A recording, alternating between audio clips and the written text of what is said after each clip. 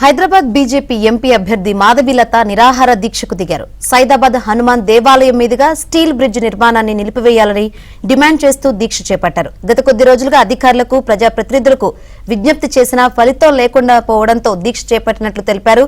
హనుమాన్ దేవాలయం పవిత్రతకు భంగం కలగకుండా చూడాలని ఆమె వెల్లడించారు. దీక్షలో పలువురు హిందూ సంఘాల ప్రతినిధులు, భక్తులు పాల్గొన్నారు.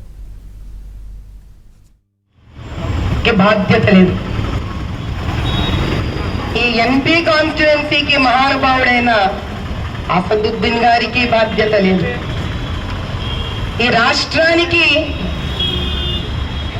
ముఖ్యమంత్రి అయిన అన్నగారికి బాధ్యత లేదు. అందుకే ఈరోజు ఒక నిర్ణయం తీసుకున్నాం. 6 నెలలుగా భాజపాకు సంబంధించి, సంఘానికి సంబంధించిన పెద్దలు ఎంతమంది చెప్పుతున్నా వీడు కదలట్లేదు కాబట్టి ఈ రోజు నేను ఇక్కడ నిరాహార దీక్షను ప్రకటిస్తున్నాను. निर्जल निराहार दीक्षा अभी ही मेरा प्रारंभ हो गया है। जय श्री राम।